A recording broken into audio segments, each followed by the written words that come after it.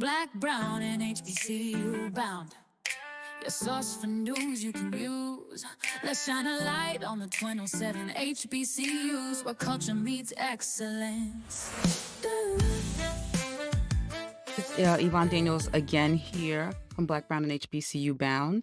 I am going to talk today about some things that we can do or parents can do to help their students better prepare for college earlier, right? I attended a wonderful event. I think I told you guys before in a prior episode by Yes Girls Create, a wonderful nonprofit organization in my area that gave an event that was just, it's just phenomenal. So many things that were involved in that day. I'm just going to read to you a little bit about who Yes Girls Create is. They're a nonprofit organization that work with youth mentorship, and they organize events and types of empowerment things for girls between the ages of 8 and 18 through creative collaborative experiences. They host monthly labs with girls who attend hands-on training and receive mentorship from adult women who have creative positions and impact in the community.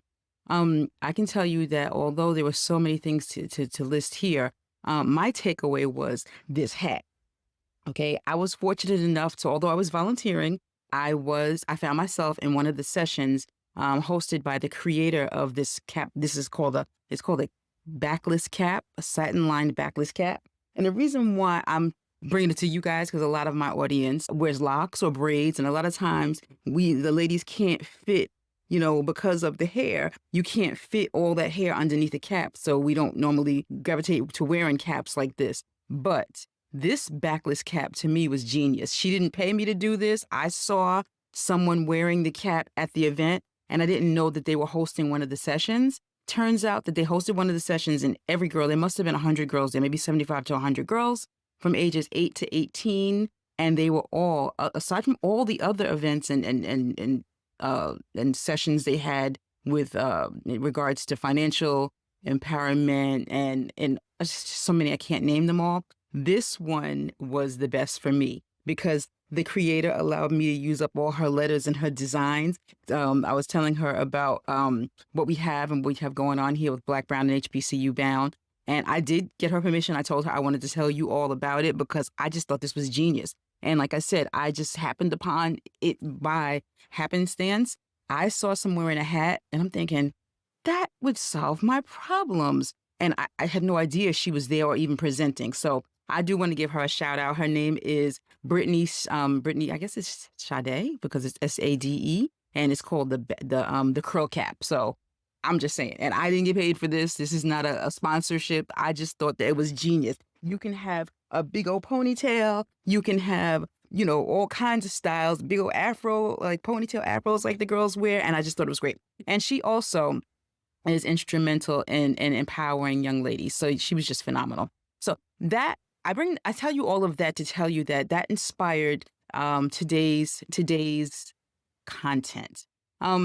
I thought when I was there, just watching the sea of young ladies and girls from, like I said, ages 8 to 18, not to exclude the boys because they need programming as well. And I'm going to try to see how I can get involved in volunteering some of those organizations that work with them as well, because we do need to see, just like we need to see our young girls aspire to go to college, higher education, HBCUs. We need to do the same with regards to our young boys. This just happened to be exclusive to young girls today, or to girls today.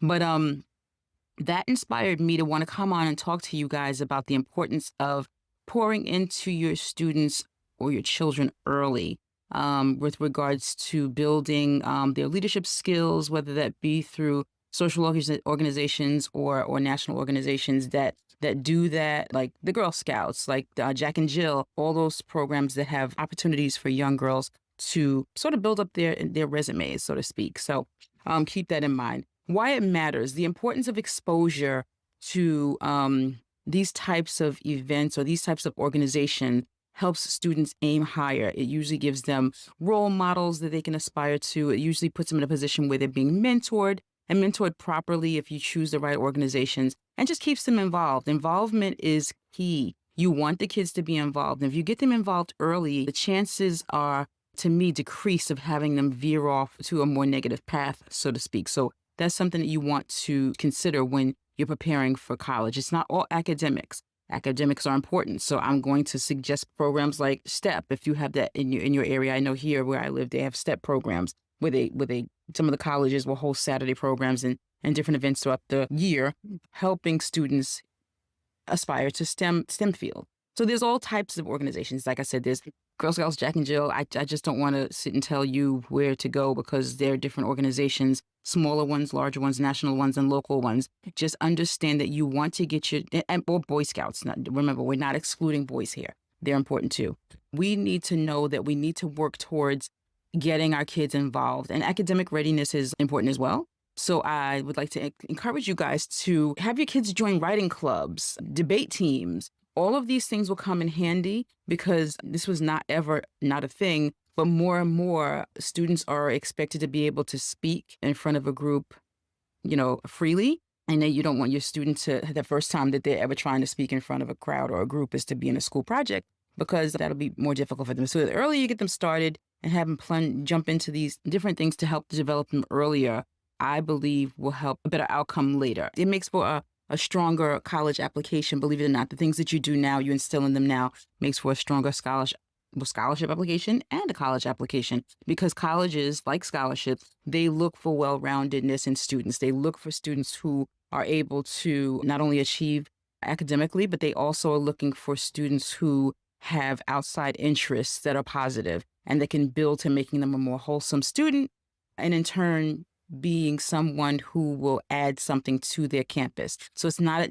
just about academics, it's about the whole person, the student as a whole. So keep that in mind. Also, you want to look at mentorship programs, like I said. Not that the parents may not be good role models, they might be doing great things, but it's also a great opportunity to have another adult or a person who's has a couple of years older than your student be able to maybe show them a different perspective, as long as that perspective is in line with what it is that the teachings of your family is, and it's not adverse to that. I recommend mentorship programs, even if they have a healthy home life. Bringing them to events where they may meet role models or see other students who are doing positive things, student-led activities and initiatives. Community service is huge in terms of helping develop them into people who know that you're here to help. You have to be able to recognize that you should be willing to give to or contribute to an initiative that helps somebody who may need assistance. So in community service is huge, especially later on when you get to scholarships. Nobody wants to bestow your student with a wonderfully fulfilling academic scholarship that's going to help you financially if your student can't show that they have a record of community service where they're willing to pour of themselves and into other people without compensation. So keep that in mind. Visit schools early. Do college tours. I will always promote that because that's how my students would pique their interest to attend the schools that they did, was college tours, and not just one, multiple college tours. You can encourage college tours as early as you can, even if they have bigger siblings that are going. No reason why they can't tag along. You want to put the bug in them as early as possible. I am not going to be on long. I have some other things to take care of today, but I would encourage and challenge parents, educators, and other students to start planning now. If you are an educator, a parent, even a student, please, in the comments, if you know of any wonderful programs that you had the benefit of attending that you believed was instrumental in helping you strengthen who you are or make you a better candidate to the school that you may be in now or to a scholarship opportunity that you were able to take advantage of because of something that you entered into as a young student, please leave them in the comments. We are here as a resource, as you know.